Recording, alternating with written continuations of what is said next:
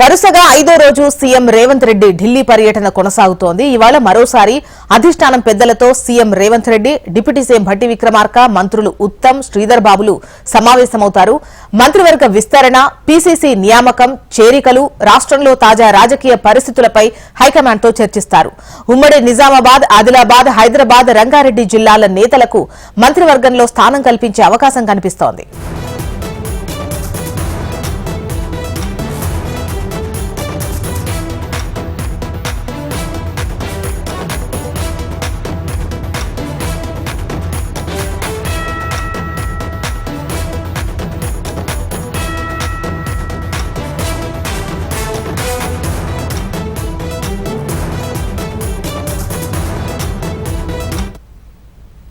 వరుసగా 5వ రోజు సీఎం రేవంత్ రెడ్డి ఢిల్లీ పర్యటన కొనసాగుతోంది. ఇవాళ మరోసారి అధిష్టానం పెద్దలతో CM Revanth, deputy CM Bhatti, మంత్రులు ఉత్తమ్, శ్రీధర్ బాబులు సమావేశం కానున్నారు.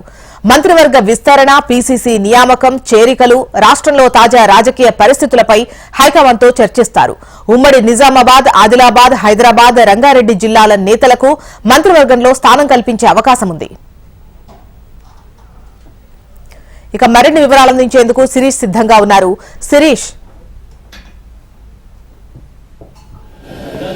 జోష్న, లోక్సభ ఎన్నికలన్నింటి కూడా ముగిసిన తర్వాత తెలంగాణలో కాంగ్రెస్ పార్టీ అధిష్టానం అనేక అంశాలపై దృష్టి సారించింది. ముఖ్యంగా రాష్ట్ర మంత్రివర్గంలో 6 ఖాళీలన్నింటి కూడా ఉన్నాయి. 6 సాధ్యమైనన్ని ఎక్కువ ఖాళీలను భర్తీ చేసేందుకు చర్యలన్నింటి కూడా చేపట్టడం జరిగింది. అదేవిధంగా ముందు చెప్పినట్లుగా లోక్సభ ఎన్నికలన్నింటి కూడా ముగిసిన తర్వాత రాష్ట్ర మంత్రివర్గ విస్తరణ అనేది కూడా ఉంటుంది అని చెప్పేసి స్పష్టం చేశారు. ఆ దిశగా చర్యలు తీసుకుంటున్నారు. దానిలో భాగంగానే ముఖ్యంగా పీసీసీ అధ్యక్షుడి మార్పు, అంటే జూలై 7వ తారీఖుకి ప్రస్తుత పీసీసీ అధ్యక్షుడు ముఖ్యమంత్రిగా ఉన్న రేవంత్ రెడ్డి పదవీ కాలం అనేది కూడా ముగుస్తుంది. అంటే ఆయన పదవీ బాధ్యతలు చేపట్టి 3 సంవత్సరాలు కంప్లీట్ అవుతుంది. కాంగ్రెస్ పార్టీలో ఒకసారి అధ్యక్ష బాధ్యతలు చేపట్టిన తర్వాత 3 సంవత్సరాల పాటు పదవిలో ఉంటారు. ఆ తర్వాత కొత్త వ్యక్తిని ఆ పదవిలో నియమించడం అనేది కూడా జరుగుతుంది. అయితే ప్రస్తుతానికైతే ఎక్స్టెన్షన్ అనేది కూడా లేదు కాబట్టి రేవంత్ రెడ్డి స్థానంలో నూతన పీసీసీ అధ్యక్షుడి నియామకానికి సంబంధించిన అంశంపైన కూడా చర్చ అనేది కూడా జరిగింది. దాంతోపాటుగా కార్యకర్తలు ఎన్ని రోజుల నుంచి కూడా ఆశిస్తున్న నామినేటెడ్ పోస్టుల భర్తీ ఏదైతే ఉందో వాటిని కూడా పూర్తి చేయాలన్న ఆలోచనలో కూడా కాంగ్రెస్ పార్టీ అధిష్టానం ఉంది. దాంతోపాటుగా పార్టీని కూడా స్ట్రెంథెన్ చేసే విధంగా కూడా చర్యలు చేపట్టే అవకాశం ఉంది. అయితే నిన్న జరిగిన సమావేశంలో ప్రధానంగా రాష్ట్ర మంత్రివర్గ విస్తరణ పైన చర్చ అనేది కూడా జరిగినట్లుగా తెలుస్తుంది. ముఖ్యంగా 4 జిల్లాలకు రాష్ట్ర మంత్రివర్గంలో ప్రాధాన్యత అనేది కూడా లేదు.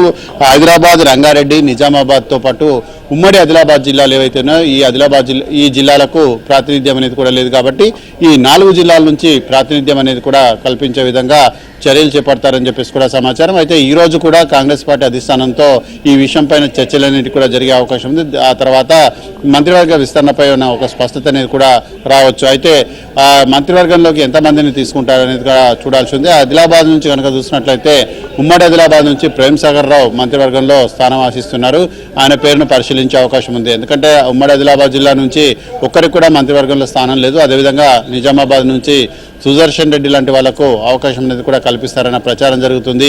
ఇక హైదరాబాద్, రంగారెడ్డి జిల్లాలకు కూడా మంత్రివర్గంలో స్థానం గురించి చర్చ అనేది కూడా జరుగుతుంది. ముఖ్యంగా ముదిరాజ్ సామాజిక వర్గానికి మంత్రివర్గంలో స్థానం కల్పిస్తామని చెప్పేసి ముఖ్యమంత్రి రేవంత్ రెడ్డి గతంలో హామీ ఇచ్చిన మేరట శ్రీహరి ముదిరాజ్ లాంటి వాళ్ళు మంత్రివర్గంలో తమకు అవకాశం దొరుకుతుందన్న ఆశాభావంతో కూడా ఉన్నారు.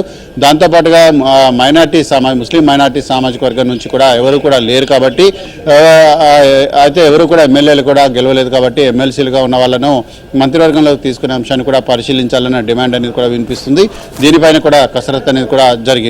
సో నిన్న సీనియర్ నేత జీవన్ రెడ్డి లాంటి వాళ్ళకు కూడా మంత్రివర్గంలో స్థానం కల్పిస్తారని చర్చ జరిగినప్పటికీ ఫైనల్ డెసిషన్ అనేది కూడా అధిష్టానం తీసుకోవాల్సి ఉంది. కాబట్టి అధిష్టానం ఎటువంటి నిర్ణయం తీసుకుంటుంది అనేది కూడా చూడాల్సి ఉంది.